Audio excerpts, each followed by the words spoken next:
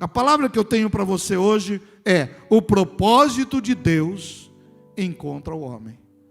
Quando falo homem, estou falando do gênero humano, da mulher. Há um propósito na tua vida. Você não nasceu simplesmente para nascer, crescer, morrer e ir embora. Nós não nascemos só para ser o que somos, todo mundo caminhando igual, não. Há um propósito específico de Deus. E o texto que me chama muita atenção na Bíblia é no livro de Gênesis. É no livro de Gênesis, quando um moço, um menino chamado José, com 16 para 17 anos, ele começa a ter sonhos. E ele sonha que os seus irmãos, o seu pai, a sua mãe, se dobram diante deles. Ele era uma estrela e o sol e a lua se dobram diante dele. E ele sonha que ele era um feixe de trigo e os feixes dos seus irmãos e do seu pai se dobram diante dele. E José conta o sonho para os seus irmãos. Nem sempre as pessoas para quem contamos o sonho vão vibrar com o nosso sonho. Nem sempre as pessoas que a gente compartilha o sonho, o projeto, vão se alegrar com a gente. A Bíblia diz que os irmãos de José, eles se sentiram extremamente enciumados. E um dia estavam no campo, o pai mandou que José fosse lá, deu uma túnica bonita para ele, um vestido bonito, com as coloridos. E quando eles veem José vindo de longe, porque o vestido era colorido, os irmãos, com inveja daquele sonhador, disseram: lá vem o sonhador. Porque todo aquele que tem um propósito de Deus tem sonho. Você não pode parar de sonhar. Sonhar com uma família abençoada, com uma vida abençoada. Você não pode sonhar com a prosperidade. Você não pode parar de sonhar com a prosperidade. Você não pode parar de sonhar que Deus fará algo grande na tua família. Quando você se conforma, você para de sonhar, de acreditar. E José despertou as invejas dos irmãos e disse: lá vem o sonhador. E os irmãos planejaram matá-los. Quando ele chega, os irmãos o pegam, espancam, jogam no fundo do poço. Um dos irmãos intercede e diz: não vamos matar não, vamos vender como escravo. E eles estavam lá em Israel e vendem por uma caravana que vai para o Egito. E José, com 17 anos, ele vai como escravo. Mas onde José estava, a bênção de Deus estava com ele. E ele vai parar na casa de um dos guardas principais de Faraó, Potifar. Logo, a mulher de Potifar tenta José. Potifar tinha dado todo o comando da casa, mesmo sendo escravo. Ele tinha toda a autoridade na casa, porque ele tinha a bênção da administração. O propósito de Deus na vida de José se cumpria. E de repente a mulher de Potifar o tenta, se lança sobre ele. E não devia ser uma mulher feia, igual está na novela aí do Gênesis. Não é feia, devia ser uma mulher bonita. Porque o diabo sempre tenta colocar coisa boa para você tentar. Se ele chegar chifrudo, com o rabo cheirando enxofre perto de você, você repreende. Mas se chegar perfumado, sedutor, sedutora, boa lábia. Mas José resistiu. José disse: olha, o meu Senhor me entregou a casa toda, eu sou administrador de tudo, menos de você, que é a esposa dele.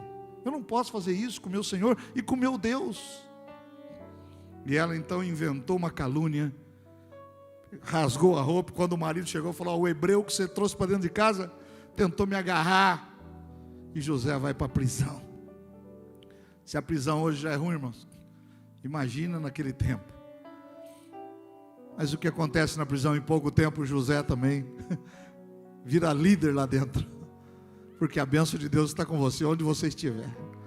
Onde você estiver, a bênção de Deus está com você. E José, dentro da cadeia, virou líder. E certo dia chegou lá 2 empregados do faraó, do imperador do Egito. Um copeiro que servia no copo do rei e um padeiro que fazia pão. E os 2 estavam a serviço, ou melhor, estavam presos, e José cuidava deles.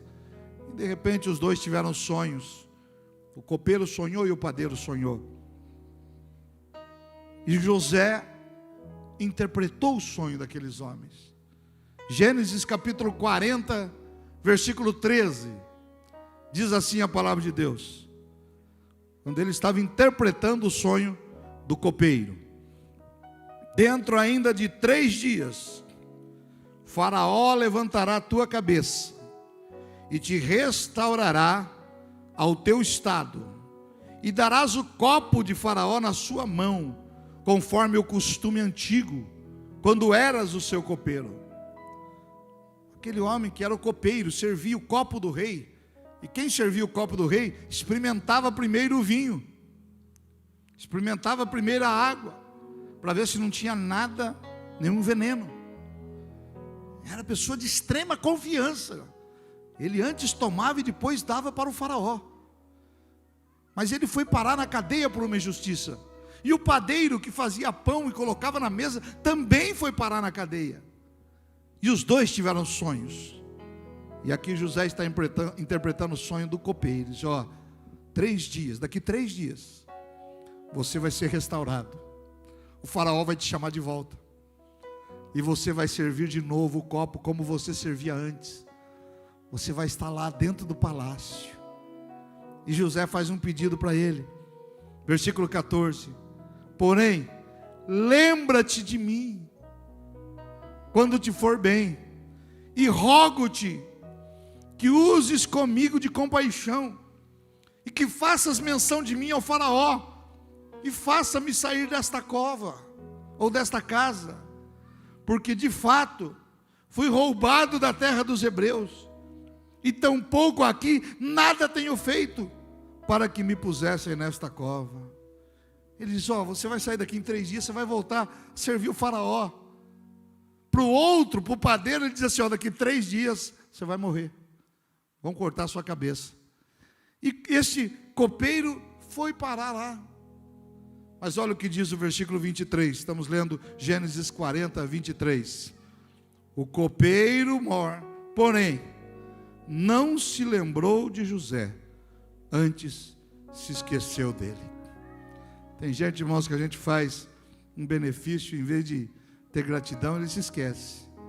Este homem estava lá na cadeia, José cuidando dele, interpretou o sonho dele. Dali 3 dias, um morreu, e o copeiro voltou à presença de Faraó. Mas ele se esqueceu de José. Ele não falou para o faraó de José. Aí vamos para o capítulo 41, versículo 1. E aconteceu que ao fim de 2 anos inteiros. Quanto tempo? 2 anos. Fazia 2 anos que José tinha interpretado o sonho. Fazia 2 anos que ele tinha voltado para o palácio. E aconteceu que ao fim de 2 anos inteiros, Faraó sonhou, e eis que estava em pé junto a um rio. Olha aqui para mim, irmãos. 2 anos depois, o faraó tem um sonho. E ele sonha que ele está perto do rio Nilo, o grande rio que abastece o Egito. E saem 7 vacas gordas, aquelas vacas bonitas, formosas, friboi, aquela vacona. E de repente elas estão pastando perto do rio, e saem 7 vacas magras, secas, feias, osso aparecendo, só pele e osso. E as vacas magras engolem as vacas gordas. O faraó acordou assustado, deitou e dormiu de novo. E ele teve outro sonho. Do rio Nilo saíam 7 espigas grandes de milho, bonitas, aquelas espigas formadas. E as espigas estavam perto do Nilo. De repente saem 7 espigas secas, feias, e engolem aquelas espigas. E o faraó então, irmãos, manda chamar todos os magos do Egito, os seus adivinhos, os seus sacerdotes, todos os homens que serviam a ele, diziam: eu quero a interpretação desse sonho. E ninguém dava a interpretação. Ninguém sabia dizer ao faraó o que eram as vacas gordas e as vacas magras. Se ele perguntasse para nós, hoje a gente já sabe, né, irmão, o que é vaca magra, né? Todo mundo sabe o que é passar pelas vacas magras, sim ou não? Sabe por que tem essa expressão? Estamos no tempo de vacas magras, por causa deste sonho. E olha o que aconteceu então no versículo 14. Então o copeiro se lembrou de José e disse para ele: olha, Faraó, quando eu estava na cadeia, pagando pelos meus pecados, há 2 anos atrás, tinha um jovem hebreu que interpretou o meu sonho, 2 anos depois. E no versículo 14, então enviou Faraó e chamou a José, e o fizeram sair logo da cova, e barbeou-se, e mudou as suas vestes, e veio a Faraó. O propósito de Deus havia alcançado José. E quando ele chega, o Faraó desconta os sonhos. Olha, 7 vacas gordas, depois 7 vacas magras, 7 espigas bonitas, depois 7 espigas raquíticas. E José clama a Deus e diz: Senhor, me dá a interpretação. Ele diz: Faraó, os 2 sonhos são iguais, é a mesma coisa. Deus dará ao Egito 7 anos de prosperidade, fartura, colheitas, gado, terra fértil, chuva no tempo. Nunca se produziu tanto como se produzirá nesses próximos 7 anos. Mas depois de 7 anos, virão 7 anos de miséria, de seca, de fome, no mundo todo, não só no Egito. 7 anos de vacas gordas e 7 anos de vacas magras. Sabe, irmão, você pode passar pelas vacas gordas e vacas magras. Você pode ter um tempo de prosperidade, mas não se esqueça que podem chegar dias difíceis. Podem chegar dias em que você não terá, talvez, aquela abundância que você teve. Mas nem por isso Deus vai te abandonar. Nem por isso você estará sozinho. E o Faraó pergunta então: e você que é tão sábio, Deus está com você? Deus te dá revelação de sonhos, o que eu devo fazer? Olha, imagina todos os sábios do Egito reunidos. Imagina todos os conselheiros reais reunidos. E o Faraó, que era o homem mais importante daquela época, pergunta diretamente a José: o que eu devo fazer? E José diz: o senhor deve achar um homem cheio do Espírito de Deus, que tenha sabedoria para administrar, que nesses 7 anos construa celeiros, compre alimento do mundo todo e faça do Egito uma grande potência. Nesses 7 anos o Senhor acumulará grãos, comida. Ache um homem que administre e construa celeiros, silos. E quando vier os 7 anos de fome, o Egito terá comida para vender para todo o mundo e se tornará uma grande potência. Olha o conselho que ele dá para Faraó. E Faraó naquele momento é boca de Deus. Ele diz: eu já achei este homem. Este homem será você. Você será o vice-governador do Egito. Só abaixo de mim você estará. Todo mundo, todo o Egito estará debaixo da sua ordem. José, irmãos, dormiu escravo na prisão, acordou vice-governador do Egito. José dormiu um prisioneiro, acordou um príncipe. Eu quero dizer a você que o nosso Deus, quando o propósito alcança a sua vida, você sofre uma transformação na tua vida. Você pode dormir um viciado e acordar liberto. Você pode acordar alguém que blasfema e acordar um pregador da palavra de Deus. Você pode dormir na miséria e acordar na prosperidade, porque Deus é Deus que transforma a vida. Deus é Deus que, quando o seu propósito alcança a tua vida, você é transformado pelo poder do Senhor. Aleluia. Eu quero dizer que há um propósito na tua vida. Deus tem propósito para você, para a tua família. O meu pai um dia dormiu um bêbado, acordou um pastor. Eu já dormi na derrota e acordei na vitória. Eu já dormi devendo e acordei prosperando para ter para muitos. Eu quero dizer que Deus não mudou, e quando o propósito dele alcança a tua vida, você vai glorificar e entender o que Deus tem para você. Aleluia.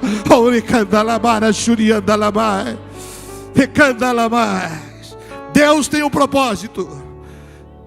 José aos 17 anos foi vendido. Aos 30 anos chegou a vice-governador geral do Egito. Há um tempo entre o chamado e o propósito concretizado na tua vida. A Bíblia fala de Ana, uma mulher que era estéril, e ela chorava na igreja, a ponto do profeta, do pastor, chegar para ela e falar: mulher, é 9 horas da manhã, você já está bêbada. Porque ela abria os lábios, mas não saía a palavra, ela só chorava. O pastor julgou mal Ana e disse: mulher, é cedo ainda, você já está bêbada, a festa só vai ser à noite. E ela disse: eu não estou bêbada, eu estou amargurada, porque eu sou estéril, eu preciso ter filhos, eu quero ter filhos. O propósito de Deus alcança Ana, ela queria filhos, e Deus precisava de um profeta. Então ele diz: Ana, vai nascer um Samuel. O profeta, aquele mesmo homem que julgou, aquele mesmo pastor que julgou mal, e disse: então vá para a tua casa, porque daqui 1 ano haverá um filho no teu ventre, você vai ganhar um filho. E ela disse: se eu ganhar esse filho, eu vou entregá-lo para o Senhor. E foi o profeta Samuel. Ana queria um filho, Deus queria um profeta, e nasceu um Samuel. Eu quero dizer que quando você tem um sonho e Deus te encontra, há Samuel nascendo, a profecia acontecendo, a prosperidade acontecendo, a cura, a libertação, a salvação, porque o propósito de Deus se cumprirá na tua vida. Aleluia! Pedro está pescando numa noite sem nada pegar, cabeça quente. Ele vivia da pesca. Eu preciso levar peixe para sustentar minha família. E a Bíblia diz que ele pescou a noite inteira e não pegou nada. Ele estava falido, ele estava quebrado, ele estava devendo. Mas o Deus que transforma a vida em um piscar de olhos, o Deus que fez José dormir escravo e acordar governador do Egito, ele se aproxima do barco de Pedro e diz: Pedro, leva o barco um pouquinho mais. Eles não conheciam ainda o poder de Jesus. Leva o barco um pouquinho mais para o fundo. Ali, irmãos, o propósito de Deus estava encontrando o homem. Jesus diz: Pedro, lança a tua rede. E Pedro diz: Senhor, eu estou cansado, eu pesquei a noite inteira, eu não peguei nada. A hora boa de pescar é de noite, agora não tem peixe. Eu não creio, mas pela tua palavra, porque o Senhor está dizendo, eu lançarei a rede. Irmãos, quando o propósito de Deus te alcança, creia na palavra. Dá um glória a Deus mais gostoso aí. Quando o propósito de Deus alcança você na tua casa, creia na palavra dele. Quando o propósito de Deus alcança no teu trabalho, creia na palavra de Deus. Pedro está ali pescando: Senhor, eu não acho que tem peixe não, mas pela tua palavra, eu vou lançar a rede mais uma vez. Talvez você está aqui para desistir, talvez você está assistindo em casa: eu já estou desistindo. Pedro já estava desistindo, já pensando: vou chegar em casa, a minha mulher já vai me cobrar, cadê o dinheiro para pagar os vizinhos, a comida, fazer a compra, pagar os compromissos, porque ele era casado, tinha sogra. A sogra estava doente. Ao invés de chegar em casa, a mulher: Pedro, você não pegou peixe para a gente levar a mãe no hospital, para levar a mãe no médico? Tem um médico muito bom lá em Jerusalém que está curando. Mas o propósito de Deus encontra o homem. Pedro lança a rede mais uma vez, e a maior pesca já registrada na história, 153 grandes peixes, a ponto de o barquinho de Pedro quase afundar, e ele precisar chamar os amigos que estão em volta: me ajuda, é muito peixe para o meu barco, é muita farofa para o meu pirão, é muita água para a minha horta. Mas quando Deus quer, faz chover na nossa horta. Vai chover na tua horta, meu irmão, em nome de Jesus. Dá um glória a Deus e diga: eu recebo. Vai chover prosperidade, vai chover cura, libertação, salvação, alegria. Você que talvez está enfrentando um tempo de luto e tristeza, Deus te alcançará no seu propósito e fará com que você ainda se alegre no Senhor. Aleluia, aleluia. Nesta noite o propósito de Deus está alcançando a tua vida. Eu não sei qual é a tua necessidade, mas o Deus de milagres, o Deus que opera maravilhas está aqui. E eu quero orar por você. Você que está aí passando por um tempo, talvez não entendendo, Senhor, o que está acontecendo. O que eu fiz de errado? Você não fez nada de errado. José não fez nada de errado para ser vendido pelos irmãos.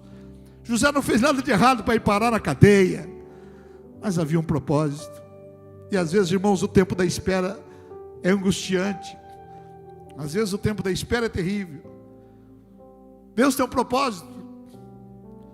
Quando eu vim para cá, irmãos, contei agora no início, eu não esperava ser um legislador, mas um dia isso entrou no meu coração. Eu disse: eu quero representar esse povo, o nosso povo. E eu me elegi vereador. Agora no primeiro domingo de outubro, fez 25 anos que isso aconteceu. Quando eu fui me reeleger vereador, houve uma lei, um juiz assinou uma lei e reduziu a Câmara de Vereadores de Sorocaba. E quando reduziu a Câmara, o meu partido não conseguiu me eleger. E nós entramos na justiça, porque não pode reduzir uma lei eleitoral um ano antes da eleição. E nós ficamos brigando. O tempo que José foi esquecido na cadeia, 2 anos. E a gente ganhava uma ação. Quando ia tomar posse, a justiça suspendia. E aí a gente ia para São Paulo e ganhava ação. E aí iam lá e suspendiam de novo. 2 anos. Eleito e sem poder exercer o meu mandato. Que tempo difícil. Que tempo difícil. Chegava na igreja e chorava. Mas nesse período de 2 anos, Deus colocou no meu coração que eu podia ter algo maior. Que eu podia ser um deputado federal. E eu comecei a correr esse estado. E onde eu chegava, alguém dizia: viu, mas você não perdeu para vereador, agora você quer ser deputado. Eu disse: é porque o propósito de Deus é assim mesmo. Encontrava os meus amigos aqui de cidade, dizia: ó, sou candidato a deputado federal. Fui um dia e tinha um profeta cego pregando. Profeta cego. Eu fiquei lá no fundo do culto, nesse período, 2 anos, afastado. Embora correndo para ser algo mais. E no final do culto, o pastor me chamou lá, acabou o culto, o profeta estava atendendo. E disse: ó, está aqui o pastor Jefferson. E este profeta cego, cego mesmo, homem de Deus. O pastor só falou isso: está aqui o pastor Jefferson. Estávamos ainda com a igrejinha um pouquinho ampliada, acho que já estávamos aqui. Mas ainda era aberto, não tinha parede, a gente levava a cadeira e trazia a cadeira todo culto, era bonito de ver. No mês do culto, todos os irmãos trazendo cadeira, visitantes, todo mundo pegando cadeira, já levando para lá, até fechar a igreja. Porque quando nós entramos aqui, só tinha cobertura, não tinha parede nenhuma. E aquele profeta cego falou: posso orar por você? Eu disse: claro. E ele orou por mim. E Deus deu uma palavra àquele homem. E disse: olha, você está lutando muito por uma cadeira. Mas o propósito de Deus não é que você se sente nessa cadeira. Deus te mostrará que Ele é Deus. Você vai ter a oportunidade de sentar nessa cadeira. Mas a cadeira que Ele tem para você é muito maior. Eu não entendi bem, né? Fazia alguns dias só que eu tinha perdido, eu estava triste. Ainda não estava plenamente na campanha para deputado. Mas eu continuei com aquela palavra. Disse: olha, você está lutando por uma cadeira, mas você vai sentar em outra. E eu continuei. Me esqueci dessa palavra. Continuei correndo atrás do meu sonho. 2 anos depois, nós ganhamos definitivamente para tomar posse de novo como vereador. E nós fomos lá com a sentença do juiz, 7 vereadores, todos felizes, a família, diploma para tomar posse. Chegamos lá, o presidente da Câmara fechou a Câmara e falou: não vou dar posse para ninguém. Eu falei: mas não é possível. Uma semana depois, eu fui diplomado como deputado. Eu ganhei o direito de sentar naquela cadeira, mas não sentei. E ainda bem que eu não sentei, porque uma semana depois eu estava sentando na cadeira de deputado federal. Aquele profeta sem enxergar com os olhos humanos. Ele diz: o propósito de Deus é maior para você.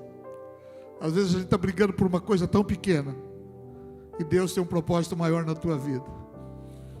Às vezes você está brigando por uma coisa tão pequena dentro de casa, com a tua mulher, com o teu marido, com os filhos, com emprego, com parentes, com dívidas. Irmãos, de Deus tem um propósito muito maior. O propósito de Deus não era José na cadeia, e nem na casa de Potifar. E olha aqui, talvez se aquele copeiro chegasse lá no palácio, imediatamente, ó Faraó, eu estava lá na cadeia, e teve um moço hebreu lá, chamado José, que interpretou o meu sonho. Talvez o Faraó, saber de hebreu, quero saber de interpretador de sonho, porque o Faraó não estava precisando de sonho naquele momento. Mas 2 anos depois, quando nenhum adivinho do Egito conseguiu interpretar o sonho do Faraó, foi a hora em que o propósito de Deus se manifestou. E o copeiro lembrou: puxa, eu estou em dívida. E ele fala. Irmãos, vai ter copeiro falando de você, vai ter gente falando de você.